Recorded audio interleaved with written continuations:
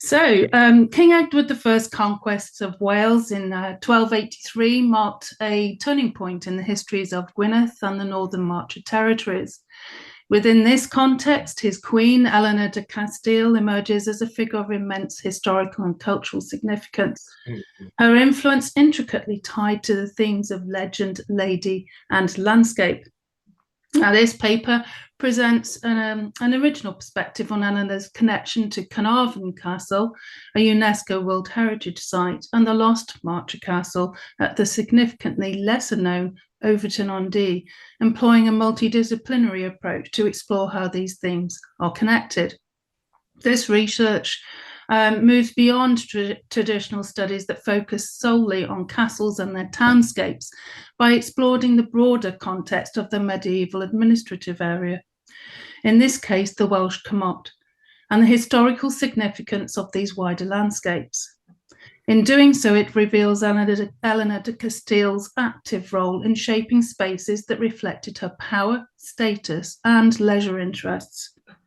My findings for Caernarfon, first published in 2019, I think challenge established interpretations and reposition Eleanor as a central figure in the design and use of royal architecture and landscapes. Equally compelling is the exploration of Overton-on-Dee, a non-extant castle, I can't find it, but I'm on the way, often overshadowed in historical narratives, yet rich with connections to royalty, ceremonial grandeur, and forgotten legends. By linking the stories of these two castles, this paper uncovers a narrative that redefines Eleanor's legacy and illuminates the broader cultural and political landscapes of Gwynedd and the Welsh Marches. So let's have a quick look at Eleanor de Castile, a very brief summary of her. Born in about 1241 to Ferdinand III of Castile and Joan of Ponthieu, Eleanor grew up in a court renowned for its literary and cultural achievements. Educated by Dominican friars, she married Edward, later to become King Edward I, in 1254 at Las Huelgas Abbey in Burgos in Spain, and this secured Gascony for England. Her dowry included vast lands, and her income increased significantly after her coronation. Eleanor played a crucial role in Edward's reign, accompanying him on military campaigns, including the 1283 conquest of Wales, and aiding in consolidating royal power. She fostered Edward's interest in Arthurian legend, joining him in 1278 at Glastonbury to visit Arthur's alleged tomb. The couple shared interest in hunting, chess, and the arts, with Eleanor keeping her own hunting pack, an aviary, and Sicilian parrots. Her management of estates was ambitious and controversial. She acquired significant lands, often by exploiting Jewish debts under the 1275 Statute of Jewry, which granted her control over repayments. Accused of extortion and expelling Jews from her lands, she increased her own land holdings substantially, aligning with Edward's policy of recovering lost territories. By her death, her estates yielded £2,500 annually, far surpassing her original dower. Eleanor was a significant cultural and religious patron. She commissioned books, music, and art, sending works like Meliadus to her brother Alfonso X, therefore directly influencing Castilian Arthurian romance. Depicted in the Deus Apocalypse, she was linked to piety and the holy queens of tradition. She founded hospitals, churches, and friaries in places like Rhuddlan in Gwynedd, Chichester in Suffolk, and Gorleston in Norfolk, and she maintained her own chapel for her religious observances. Eleanor's taste for luxury, shaped by her Castilian background, was evident in her estates and gardens. She introduced features like glazed windows, lead roofs, and Islamic-style gardens with fountains and wells. So you can see here that the garden here depicted in a later medieval image there is overlooked by the castle-type building to the left there.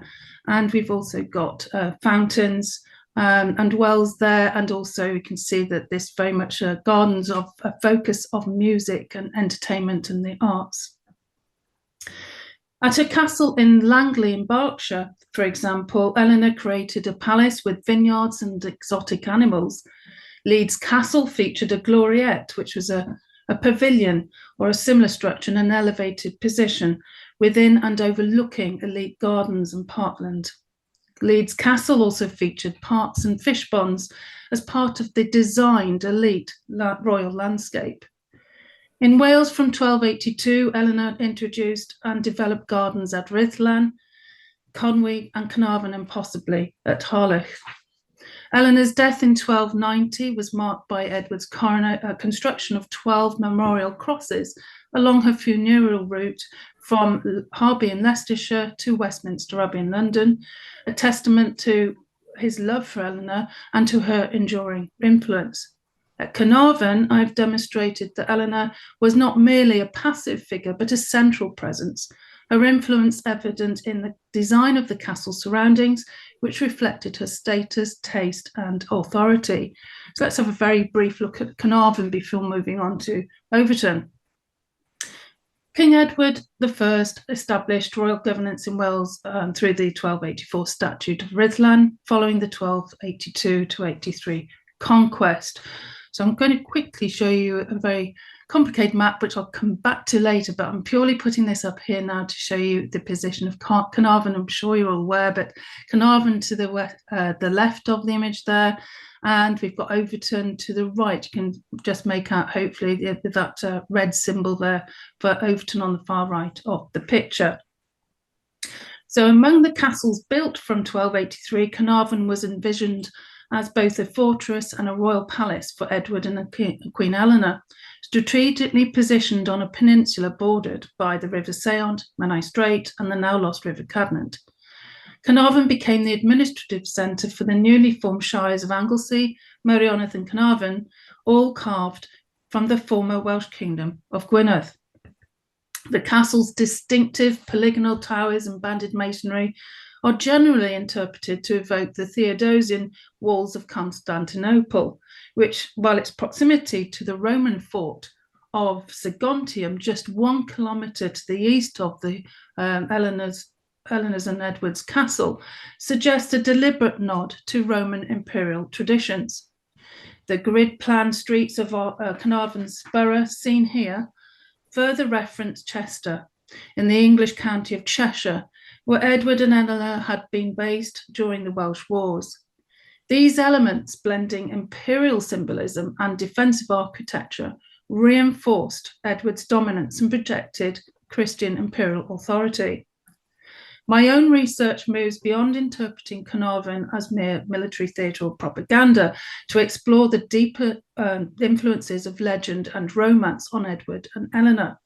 This analysis highlights how the themes of lady, legend, and landscape shaped their efforts to legitimise their rule and weave their authority into the historical and mythical fabric of Gwynedd. So let's look at the legend here and some of perhaps the local gossip and the stories and folk tales. But I argue that Caernarfon Castle's design was directly linked to a late 12th century Middle Welsh romance tale, The Dream of Maxen Llydig, which centres on the equally legendary Imperial Roman Emperor Maxen and a castle housing a beautiful Welsh maiden, Ellen, said to have been the daughter of the Romano-British ruler Oedif Hen. The dream associates Ellen with roads, Roman roads, calling her Ellen Llyddog. Llyddog. I apologise for those who do speak Welsh.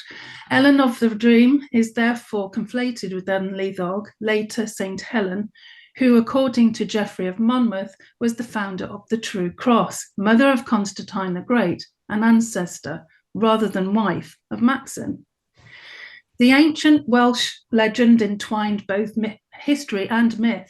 Maxen was a real person known as Magnus Maximus, a Spanish-born general who was proclaimed emperor in AD 383 by the Roman troops of Britain.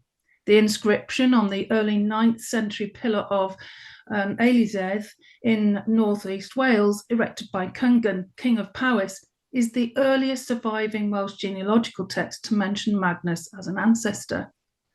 Chroniclers relate that a sarcophagus dating to the 4th century of the Roman Emperor Magnus Maximus was discovered by King Henry I at Caernarfon and reburied in Edward's and Eleanor's presence.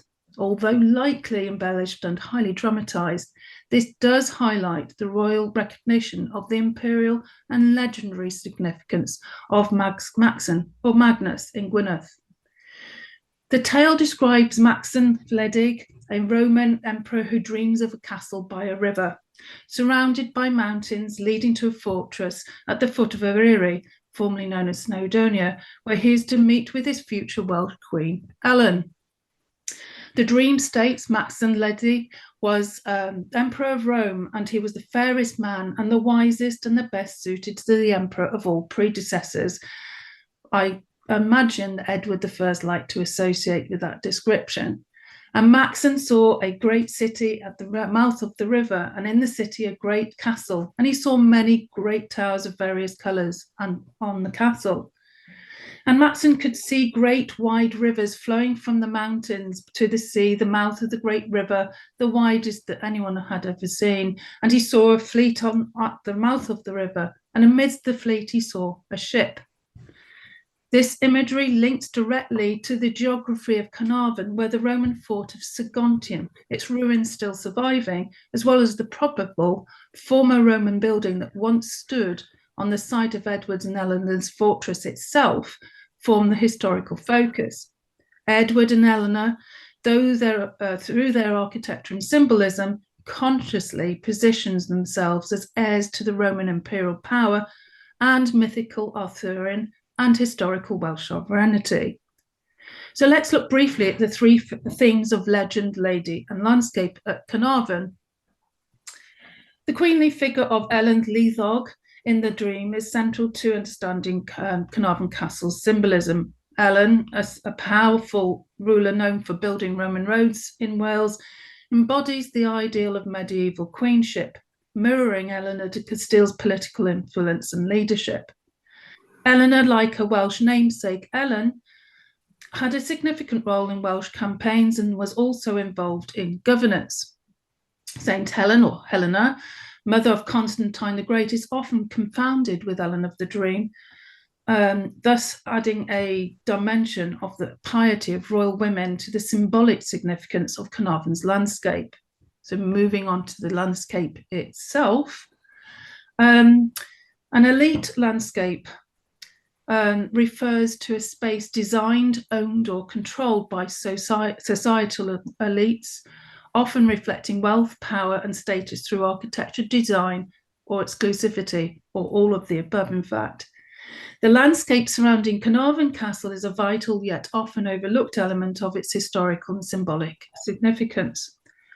My research from 2019 reinterprets the castle and its surroundings by situating them within the broader context of the Comot of Arfon Ysgwythwai, the former Welsh administrative division, which may have had its territorial origins in the Roman period.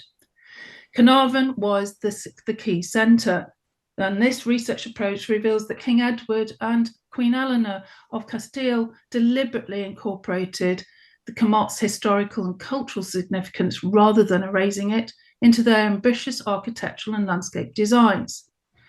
The castle's position on a peninsula, almost encircled by the River Sayont, that's to the bottom of the image there, the Menai Strait, which is to the left of the image, and then now lost, it's been filled in since, the Cadnan Brook, which is at the top of the image there, was strategically chosen to maximise both its defensive capabilities and its symbolic connection to an elite designed landscape.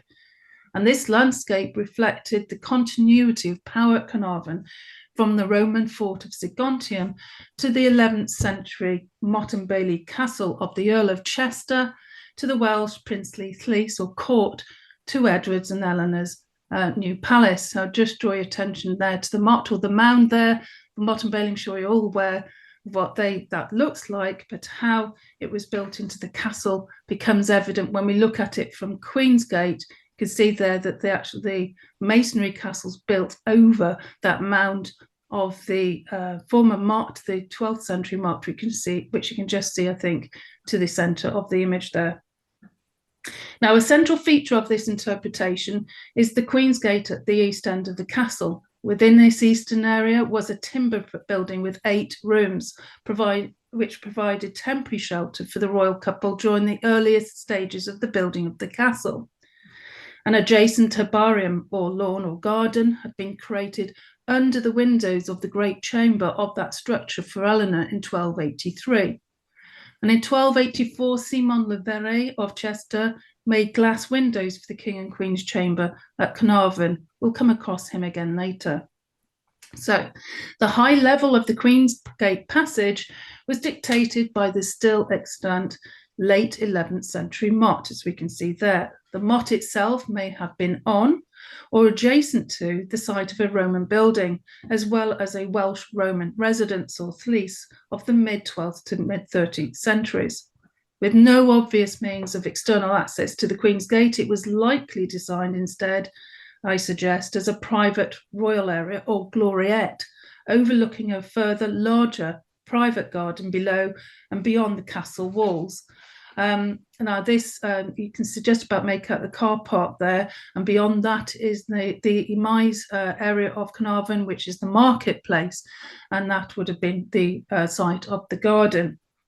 Now this remarkably was, overlooking of the garden was remarkably comparable with Eleanor's rounded gloriette and design landscape at Leeds that she had created in 1278, some 5 years or so beforehand. Now this garden below the gate was created within the former Bailey area of the 11th century Motte and Bailey Castle. As shown here, got the Queen's Gate highlighted there in a circle in red. Just about, hopefully you can make out there that it sits atop of the motte, which is immediately behind it to the left of the image, and left of the circle, and it overlooks Queen's Gate overlooks the garden. It's marked the Prince's Garden there, but that kidney-shaped area would have been the original 11th century Bailey to the Motte and Bailey Castle there. The garden below the gate created within the former Bailey area of the 11th century castle, and it's highly likely to have been the garden mentioned in a 1284 document as having belonged to the Welsh princes and their thlice or palace prior to Edward's conquest of Wales. I'll explain this very quickly before I continue. We've got the Queen's Gate again highlighted in a red circle there. If you can try to ignore the detail, what's connecting Saguntum, which is in the Roman fort there, to the kilometre to the southeast of that Queen's Gate, is highlighted in a yellow box or yellow square, and to the immediate right of that in a yellow circle is the St. Peblig's Church.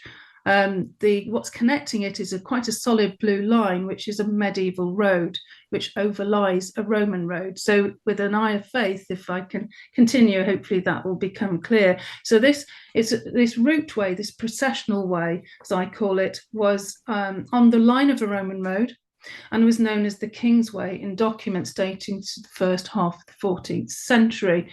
This route way ran from the enclosed garden area below the Queen's Gate to Saguntum Roman Fort, we've seen that already, and the Mother Church of St. Peblig. A picture of that here as it appears today, with Roman cemetery foundations and evidence of early Christian foundations there as well. The routeway, its journey took it in a number of visible monuments and memories of Caernarfon's imperial past, as well as a newly sculptured landscape of a garden and hunting parkland at Coed Helen, both of which framed the approach along King's Way to the Queen's Gate. So Coed Helen, the hunting ground there to the west of the castle, and just as a reminder of Eleanor's interest in hunting, I'll just leave that there for a second. That image there, that could well have been Eleanor herself, who knows, and a pack of hunting dogs she's known for. I've argued that the design of and influence on the Queen's Gate build could be a blend of Roman, Castilian and ecclesiastical architecture, and that it was a deliberate expression of both the incoming lord and lady in an already designed landscape. The Queen's Gate was probably intended, I argue, to represent a triumphal arch akin to those in Rome, just as the Arch of Constantine was, there's a coincidence, was intended to be. The Queen's Gate was also a dramatic and symbolic reference to triumphant Christianity and imperial appropriation, overlooking a routeway. So to conclude the Caernarfon section, Caernarfon Castle was not only a symbol of Edward I's military power, but also a carefully constructed stage for the display of imperial authority. By integrating the legend of Maxim Ledig, the queenly symbolism of Eleanor, and the strategic use of landscape, architecture, and luxury, Caernarfon was transformed from a fortress into a royal palace that embodied both imperial and feminine power. The King's Way, the Queen's Gate, the Royal Gardens, and the Hunting Park all served as visual and symbolic representations of Edward and Eleanor's combined legacies, fusing the past with the present and reinforcing their authority over the land that they now ruled. My current and ongoing research is uncovering evidence to suggest that the same could be said of Eleanor's personal connection with Overton-on-Dee. So let's look at Overton in context, first of all. Overton has had several names, including Overton Madoc, likely after either Madoc of Meredith in the 12th century or Madoc of Llewellyn in the 13th century, who targeted the town during his 1224 to 25 uprising. We'll come back to both of those later. The Great Western Railway renamed the local station Overton-on-Dee in the mid-19th century to avoid confusions with similar names. We've got an Overton about 10 miles to the east in Cheshire, for instance. So though Overton-on-Dee is now widely used, from now on, we will refer to it as Overton for historical accuracy. Secondary sources often overlook Overton entirely, focusing instead on Edward I's castles and walled towns in Gwynedd. Eleanor's connection to Overton is rarely mentioned, with at least one source dating Edward's grant to Eleanor of the manor of Overton to the date of 1286 rather than 1283, and others disputing the existence of a castle at all in Overton at that period. Such inaccuracies and omissions prompted me to clarify the historical record as far as I'm able. A closer study of primary sources and landscape evidence shifts the narrative, placing Edward's grant to Eleanor in its proper social, historical, and geographical context. This reframes Overton's story, highlighting once again the lady, the landscape, and the legend during Eleanor's 7-year tenure of Overton from 1283 to her death in 1290. So the early history of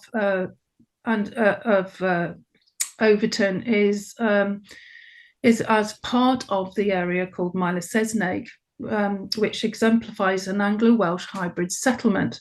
Originally part of the Iron Age Caernarfon territory, it later aligned with the post-Roman kingdom of Powys, which extended into the Cheshire Plain east of the River Dee. By the late 6th century, Bangor Iscoed, which is to the top of that red oval ring there, maybe just make that out, in the Mylesesneg area on the River Dee, had become a significant religious centre under Saint Deinald, a key figure in Welsh ecclesiastical affairs.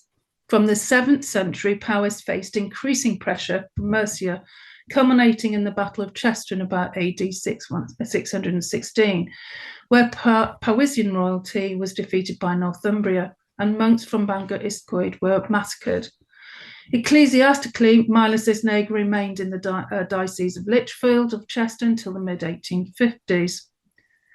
With regard Mercian dominance and settlement patterns, the Cheshire Plain became a battleground between Northumbria and Mercia, with the latter consolidating power by the late 8th century under Offa, who extended Mercian control west of the River Dee. Evidence of Anglo-Saxon settlement in Mylesesneg dates from this period, with place names, including Overton, reflecting Mercian influence. By 1066, Earl Edwin of Mercia held the region, including Mylesesneg, which was later recorded in the Domesday Survey of 1086 as part of the Marcher Lordship of Chester. So we'll revert back to that map there, under Norman control. Bangor, Coed and Overton were not, however, mentioned in Domesday, but that extent of Norman control can be seen there with the green dotted lands, shaded area there to give some indication there. So the Norman conquest and Welsh reabsorption. Following the Norman conquest, Earl Hugh de Vronch, who had built the Motte and Bailey at Caernarfon, as we might remember, established control over Mylesesneg and distributed it to Robert Fitzhugh, Earl of Hugh of Chester's illegitimate son. Despite Norman dominance, Powys reasserted control during the 12th century, particularly under the reign of Madog of Meredith. I promised I'd come back to him, the last ruler of the United Powys, styling himself as Rex Powysensium. Powys was a unified kingdom in 1150. On Madog's death in 1160, Powys split into northern Powys Fadog and southern territories, Powys Wenwynwyn, with Mylesesneg being a sizable part of Powys Fadog, which I hope you can see. They maybe just make out Overton and the red castle symbol there to the right of the image, just to the side of Bangor Coed. Chief of Llewellyn ab Iorwerth the Great's northern vassals was Madog of Gruffydd, whose Powys Fadog lands stretched to the outskirts of Chester. Madog was the founder of the Valley Crucis, a Cistercian monastery in Llangollen, about 14 kilometres to the west of Overton, and he was also the lord of Overton Castle, certainly in 1212 and 1229, when we have documentary mention of that, and it is presumed that the place name of Owen Madog took its name after him. By 1282 to 3, let's see if we can move that on. Let's see, go back there, sorry about that. Yeah. Okay.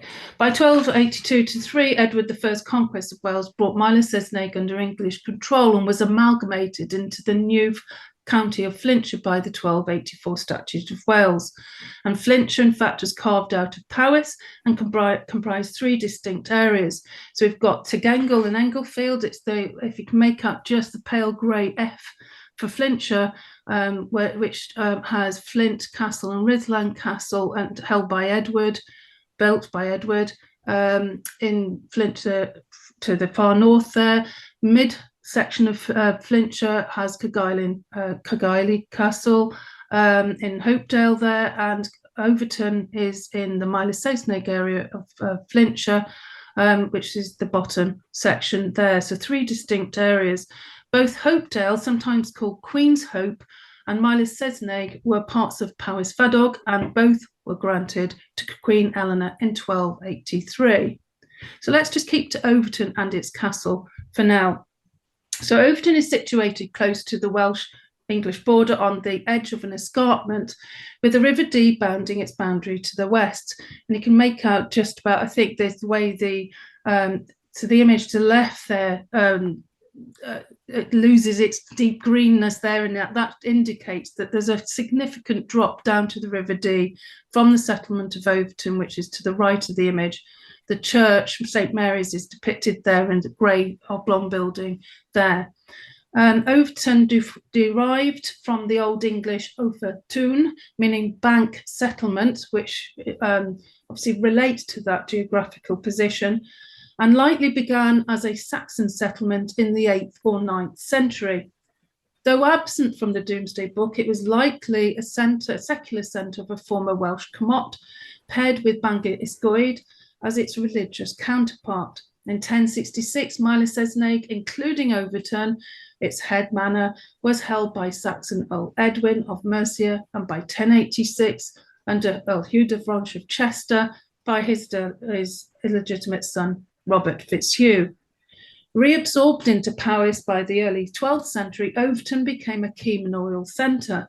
A castle is attributed to Madog of Meredith, the last prince of Powys, in 1138, though its origins may well traced back to an 11th century defended residence under the Normans. We don't know that for sure. By 1202, Madog Gruffydd, Llewellyn ab Iwerdd's chief northern vassal, held Overton and its castles, we've already seen. Founder of the Valley Crucis Abbey in 1203 or thereabouts, 1200 to 1203, Madog referred to Overton's mill and River Dee fishing rights in a charter. Overton, once in the medieval Flintshire until 1536, is now part of the borough of Wrexham. While the castle's location remains uncertain, 16th century accounts describe remnants near the River Dee, and that's something I'm still looking into. So Edward I, Eleanor, and Overton's borough status. Edward incorporated Overton into his network of new towns, granting it a market in 1279, so fairly early, but a borough status only in 1292 with 56 taxpayers. So there's a significant gap there between 1283, when Caernarfon received its own borough status, and Eleanor was granted Overton, and when the borough status was granted by Edward to Overton in Mile-Saesneg. So this is the borough town, dating to about 1300. You'll note I haven't got time to talk about the actual layout, but we've got some sort of plan layout of the borough town there. And we've also still got, there's image there of indication there of St. Mary's, the pink oblong area there. No castle noted there, because we don't know where it is, but we're still looking. So we got a planned town with no castle and the church there in pink. So while previous research has explored aspects of Overton's Edwardian period town layout from around 1279, key details such as the castle's location and the settlement's early history are being reassessed in my own work now. Notably overlooked in most scholarly texts is the fact that Eleanor, not Edward, owned Overton and its former Welsh Cymot or English hundred from 1283 and until her death in 1290, a detail often relegated to passing references. The close examination of surviving documentary sources provides us with a much bigger picture of the lady, the legend, and the landscape in Overton, particularly in the last 15 to 20 years of the 13th century. So let's briefly look at the lady and landscape, what I've been coming up with. In context, let's have a quick look at what the historical documents tell us about Eleanor and the Overton she inherited and built upon. So we know that there was a castle in 1138, it's the first mention of it. And we know that at that time, until about 1201, we've got documents talking about the mill and the ties to the fish. So we know it's an important income-bearing area and an important landscape. 1257, we hear about the manor of Overton, held at that time by Henry de Audley. We'll hear about the mill, the weir, and also park there, an enclosure of a park. So remembering Eleanor's interest in hunting. And we know that in 1282, Llewellyn ab Gruffydd surrendered Mile-Saesneg, including Overton, to Edward I. This is where it gets really interesting. So forgive the text, I've highlighted the red bits there that I need to talk to you about in terms of the lady and the landscape. We know that by the 2nd of August, 1283, Overton was in Eleanor's hands, granted to her by Edward. We know that they visited together a number of times and often for quite long periods. In September 1284, Edward and Eleanor spent 2 weeks at Overton, and they were hosted, I love this, it's like the first Glastonbury, I think, hosted an assembly attended by 1,000 Welsh minstrels.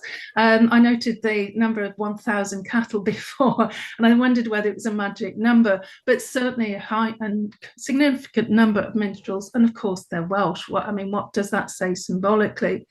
1284, I promised I'd bring him back into the story. Simon le Verreid not only provided glass windows for the timber building overlooking Eleanor's garden at Caernarfon Castle, but in that same year he was also commissioned to provide glass for her chapel at Overton. That could be St. Mary's in Overton, but I suggest that that's her chapel within the castle at Overton, but something I'm looking into further.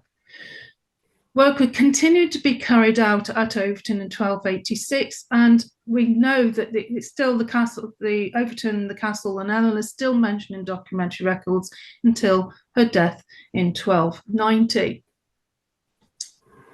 So Overton's evolution from if we continue with this very quickly, it was when she died, the manor was still a manor that time, was passed over to Edward. That was part of the agreement with the agreement for the dower, that he took back the manor. And at this time we hear about far more landscape elements, which probably reinforce the pre-existence of them, perhaps even back to the Welsh period. But again, we've got the mention of the mill, we've got a weir, and we've got the woods again for hunting, castles again mentioned, and we've got Edward granting the right to build the walls of Overton. There's some minor evidence for that in the landscape today. And the garden, likely to be in Eleanor's garden, was re-enclosed. It was closed by the Lord Prince, and that's Edward's son, in the early 1300s.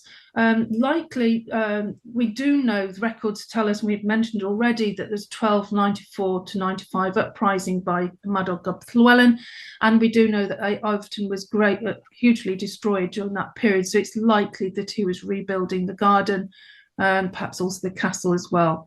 We know that the dower is assigned to Edward II's wife, Queen Isabel, in 1318, and by 1335 we know that it was no longer in royal hands. So Overton's evolution from the mid-12th to the early 14th centuries reflects its transformation into a significant royal estate.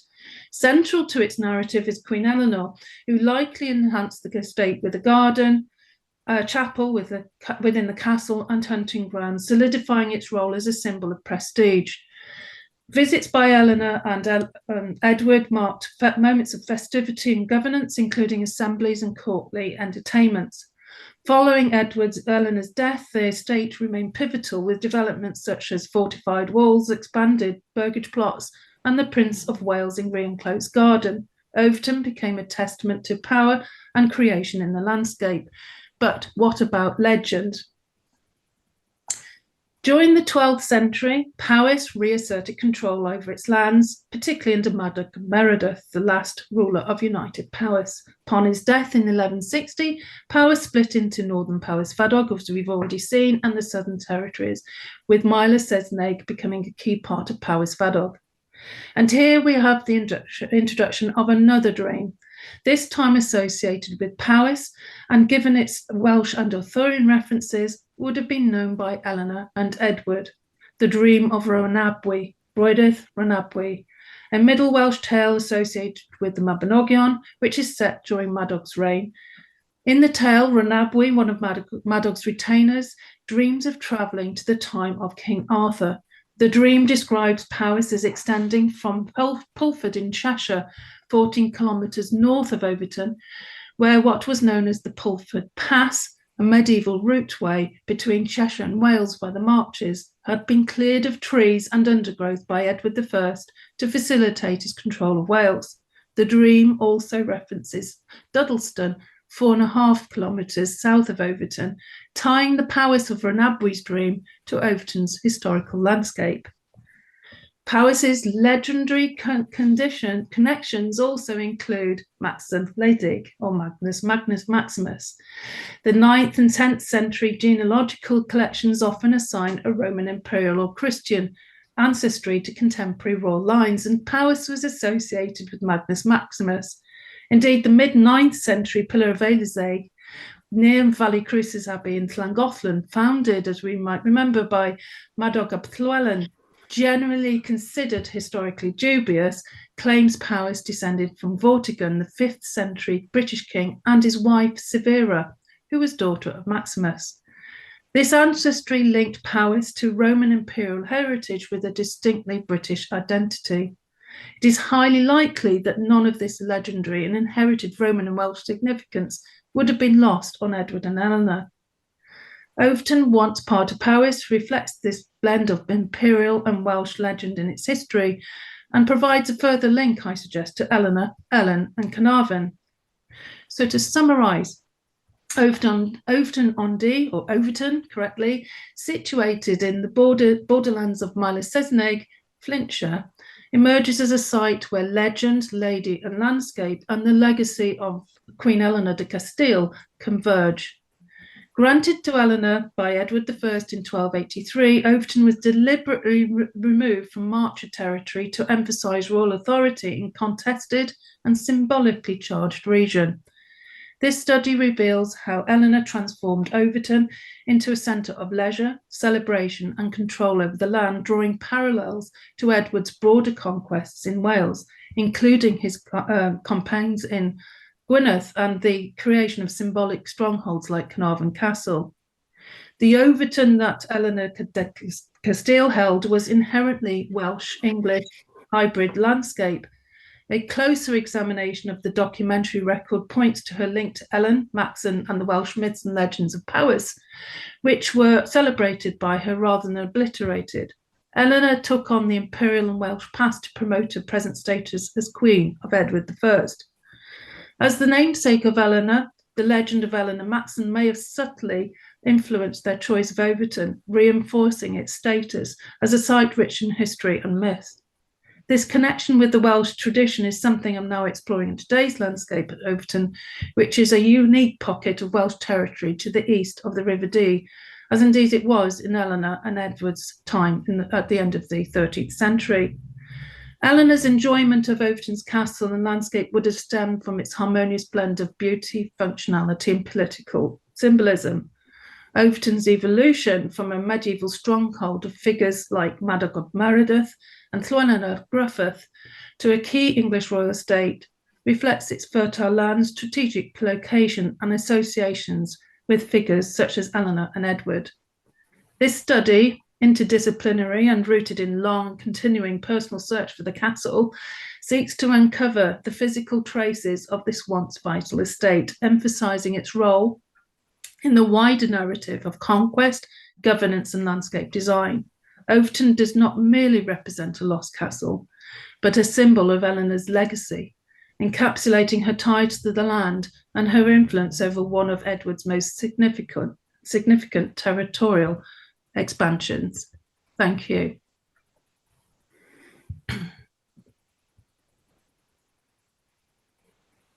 Thank you, Rachel. That was fascinating, and a brilliant reminder to us the importance of remembering that castles were vibrant environments in which people lived, played, enjoyed. It's far too easy for us to just get focused on the military aspects, and so yes, a very good reminder of the that people lived in castles, and so they were a living and vibrant landscape. But also, what I found particularly interesting was the way you talked about the sort of drawing on English and Welsh and creating a distinct Marcher identity, which of course is very much the focus of the book that was recently published by Georgia Henley. So yeah, fascinating. Now, and thank you for finishing bang on time. So we'll take the break now. I do it at this point, so it's reasonably midway through the afternoon. Otherwise, if we take questions first, then it begins to push the break back. So we'll take the comfort break now. People can top up their teas and coffees, and we'll restart at 3:50, starting with questions to Rachel. Ken Addison has already put a question in the chat, Rachel, so you can be checking that and preparing your answer. So we'll reconvene it in 15 minutes at 3:50, please. And Rachel, I forgot to say before, Chris Jones Jenkins has given his apologies. Oh, Chris had booked tickets, but then after he booked, people organised a farewell party for the outgoing chair of the outgoing chief exec of the Gwent Glamorgan okay. Archaeology Trust, Thank you for passing that on. which Chris needed to go to. So he gives you his apologies. Okay, so questions for Rachel. Have you had a chance to have a look at Ken's question in the chat? I have, and thank you, Ken. What a really interesting question. Thank you. It is something actually I did address to a certain extent in my article 2019, Living the Dream. It's the first part of the title of that, where it's a really good point, because there's it's a lot of debate about why the Eagle Tower was called the Eagle Tower, and the eagle symbols at the top were placed probably around about 1320, or at least around about that time, so after Eleanor's death. But I think it's fairly symbolic for a number of reasons, including, potentially anyway, the fact that Eleanor's own Castilian flag has eagles on it. I think, if I remember rightly, 3. So could it be connected to Eleanor herself? But certainly very important. But I think the fact that they mirror, as you rightly say, they mirror the Erie Mountains in terms of perhaps the height, visibility, intervisibility between the two. What I think is important as well is that the Eleanor and Edward built the timber building in the east part of the castle, so on top of the former motte and Bailey Castle, from 1283, and we can see from that viewpoint from the Queen's Gate as it is now, across or what would have been the top of the motte, is a very clear view of Erie, which can also be an eagle's eyrie. And I do not think that symbolism is a mistake or a coincidence. I think that I feel that that's deliberate, that this idea of this Roman imperial image, as well as possibly Eleanor's background from Castile, is very much an intervisible placing of architecture. So I don't know whether that answers the question, but I do actually buy that theory that you're asking about, that homage, if you like, that imperial homage. So thank you for raising it. There's an awful lot I could have said about Caernarfon, 40 minutes, and had to refer to Overton as well. So that's one that's a very important point. Okay, you're getting a thumbs up from Kathy. Are there any other questions to Rachel? No. Right. Well, I mean, I have some possible questions, but maybe that we'll follow those up another time, Rachel. Because one of the things I'm quite interested in is the Arthurian aspects and the interest in the history of King Arthur, because as many people will know, of course, Roger Mortimer, a great friend of Edward I, but was indeed through his mother descended from King Arthur, which of course Edward wasn't. And so one of the things I'm going to be looking at is whether there was sort of a competitive element there, because of course Edward became very interested in the Arthurian traditions. But that's perhaps for us to talk about another time. Anyway, thanks very much, Rachel. Fascinating talk. Thank you.